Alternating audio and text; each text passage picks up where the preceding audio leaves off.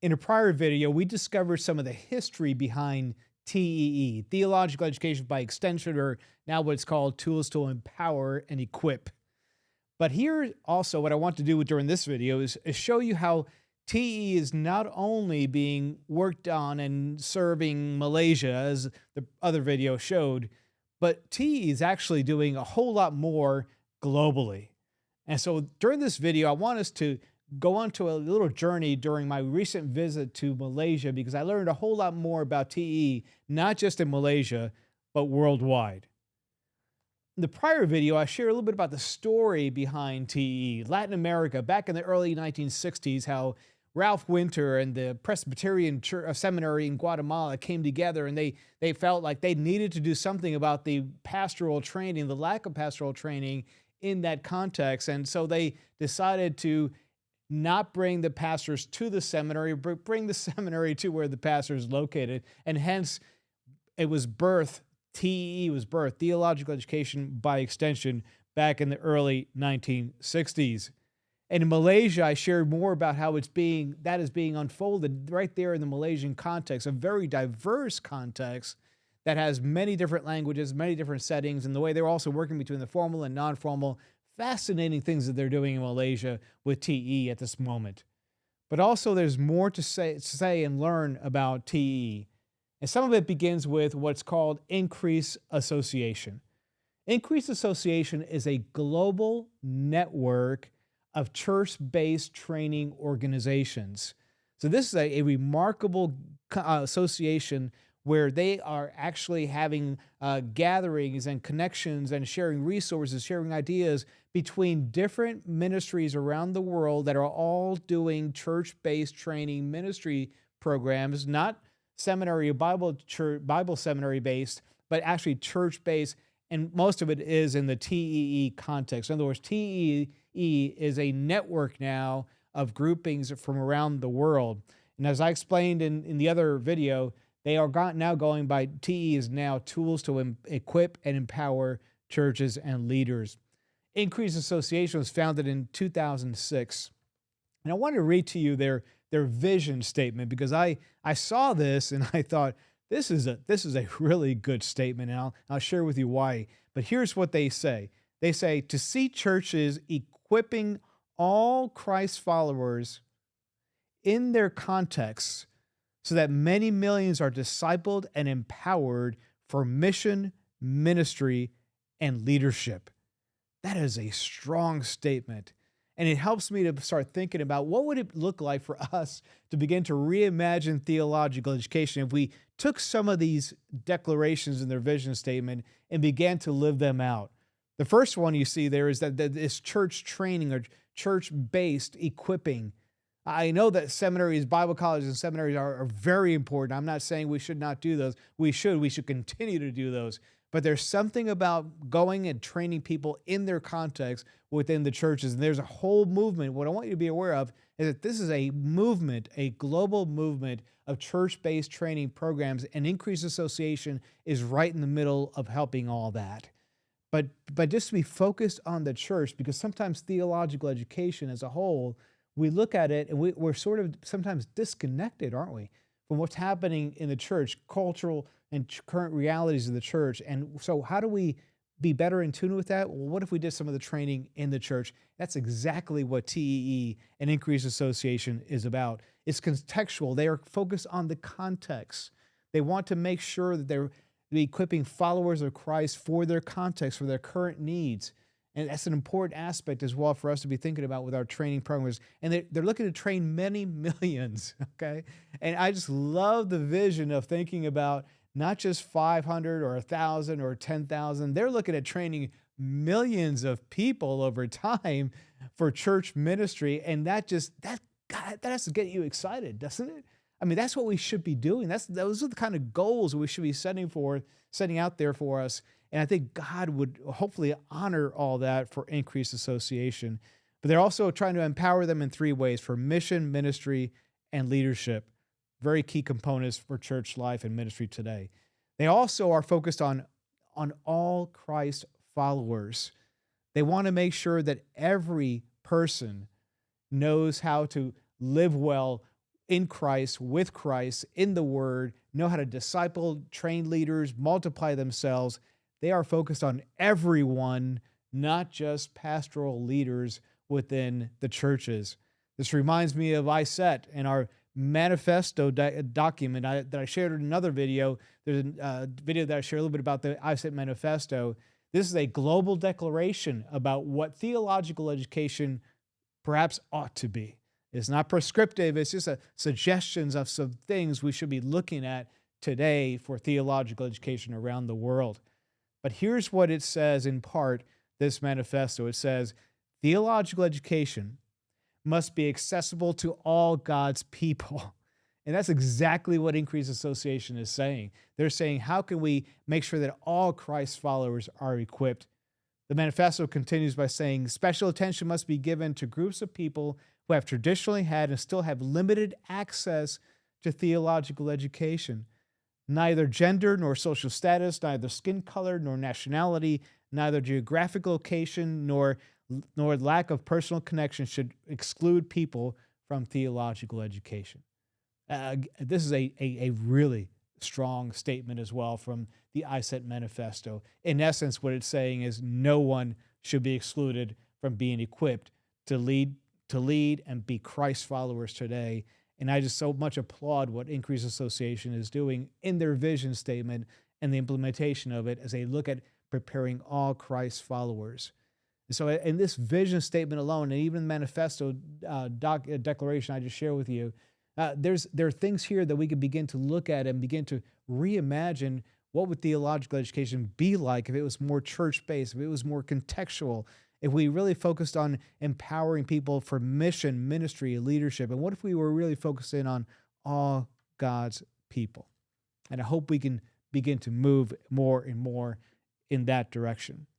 Well, I was invited to Malaysia for a few reasons, but one of the reasons I was there was to attend the Increased Association Equippers Conference. Equippers are church-based leaders that have been trained on how to train others to prepare and encourage people for leadership within the church. These are key people because Increased Association has these equippers all over the world. In fact, in Malaysia, there were 15 countries represented by the equippers. And again, these are people that are helping leadership teams in different parts of the world develop their practice of TEE for their context. And here you can see a picture of the group, just a great group, and you see the diversity of different contexts, different settings. You see me there wearing a shirt that they gave me as a gift while I was there, and it's a great shirt, and I was so glad to receive that as a gift from them. But here are some things that I learned about TEE that could help us begin to think about reimagining theological education from my time with the Increased Association and these equippers that were there for this conference. Number one, they are very much focused on the Bible, the Word of God, and prayer. It was evident from the moment I walked in, and I already knew this from the leadership of Increased Association and others that are involved in TEE, but there's something about being there and being present with them and seeing them bring the Word to life, bring the Word to practice, bring the Word in all the conversations, and they are certainly focused in on that. In fact, when I walked into the room for the conference, they had Bible verses on the wall, all around the walls. They had Bible verses put up for people to see all the time. They're also very interested right now. What I glean from my time with them is that they're very curious and interested about how do we reach the next generation of leaders for the church and youth that are involved in the church. As I mentioned in another video, their key program is called Life of Christ. It's a 6-book compilation of teaching materials that they have developed over the years, and they've used that in various contexts around the world. But what they're finding is that program takes about 2 years to complete. And so how do we develop this in a way so that younger people want to stay engaged and stay involved in this training material over the long term, over those 2 years, or however they might offer it? So I heard, for instance, some TE leaders, equippers, that are talking about somehow condensing it and modifying it, maybe using digital ways of offering the life of Christ material, maybe doing it in a shorter time frame, ways in which younger people, next generation leaders, can be equipped in their materials. The topic of facilitators was very important because there's a lot of good material that TE has, an increased association and all the equippers, but they need facilitators, people that are equipped to lead and train this church-based training material within various different contexts. And also what I heard, which I thought was really sensitive, is we want to add more facilitators, but we know that there are busy people already. So let's measure carefully how much we're asking them to do. So for instance, they're very much in tune with assessment. And I'll say something about that assessment in a moment here. But I heard them, one equipper say, we got to be careful that we don't add too much more work to the facilitators by asking them to also lead the way in assessment, and be careful how we do that. I thought that was really wise in how they thought about that. Very strong community. These people know each other. They've been around each other. They are so excited about what's happening in the church around the world, and they see TE as a vital way to help equip leaders for the church. Here's another thing that I discovered that I knew it already, but here I saw it and I heard it more when I was with them in this conference in Malaysia. The pathways, the educational pathways between the non-formal to the formal sectors of theological education. You've heard me use the word flatten before to talk about how is it that we can flatten the differences between formal, non-formal, and informal sectors of training so we can have greater global collegiality, because we know that not one training sector, not any training program is going to be able to meet the needs of the growing church around the world today and the need for pastoral leaders. We know that. So how do we work together better? And for TE and for Increase, this is of high value. Let me give an example. There's a school in Pakistan called Open Theological Seminary. This is a seminary that has fully embraced TEE material, and they offer it as part of their programs. It's just included with their MAs and other degree programs that they offer there at the seminary, but they have TEE also included in there, and they have clear assessment for how they're doing with TEE as well. In fact, OTS, Open Bible Seminary in Pakistan, Open Theological Seminary in Pakistan, they are now accredited by ATA India to offer this TE program. Remarkable. I heard the same thing happening in Mongolia. Mongolia, they have TE programs that have now also been accredited, and with the help of seminaries and Bible colleges, there's been bridges built between them, and they're seeing how that's producing good fruit in their context in Mongolia as well. In Malaysia, I saw the same thing. There are schools that are asking, connecting with TE. TE in Malaysia is reaching out to the schools and saying, how can we work together better and help equip the churches for what they need with our programs working more closely aligned? Remarkable things that's happening there. They're also very much focused on assessment. And let me say a few things about that.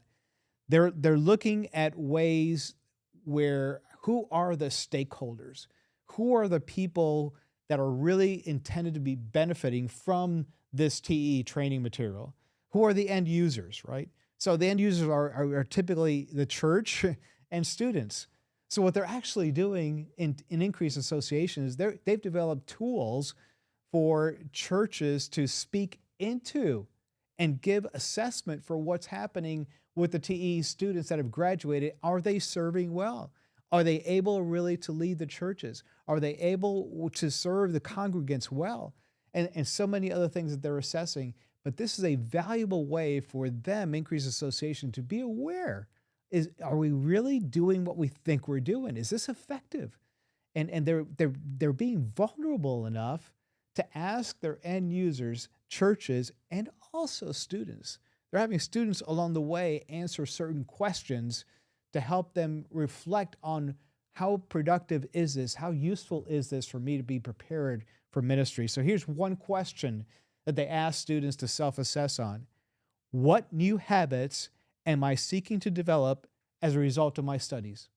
I mean, that's just a great practical questions. What new habits am I developing because of my studies? And as we saw this, and as I saw how they're doing this, I thought to myself, we need to be looking at this more often in theological education because that's a part of us reimagining theological education today. As we think on these things, I love the vision statement for Increase, right? Increase Association. It's clear, it's compelling, it's church-based, it's contextual. It's got a large vision for millions of people being equipped for ministry. And I had the privilege of being with them and seeing how they're talking about this, how they're thinking about, and how they are in themselves really reimagining theological education. They're asking questions about next generation leaders. They're being intentional about practical assessment. They're creating innovative ways or pathways between non-formal and formal sectors of training because not one program is able to meet all the needs. We know that. But also, here's what I would ask us to be thinking about. As we think about our training ministries, how clear are we about our objectives? Is it compelling enough? Is it large enough? What is it that we're saying and casting out as the vision for our training ministries? Because Increased Association, as I shared a moment ago, is very clear and compelling and large as they do so. There's also something else to be thinking about. Imagine how things might change for us in our programs if we had practical ways to assess what we're doing. As I said a moment ago, Increased Association is using churches and students and other key stakeholders to ask the question, are we really accomplishing what we think we are accomplishing? Are we really doing what we think we're doing? And they're being vulnerable enough to ask those questions of the key stakeholders, their end users.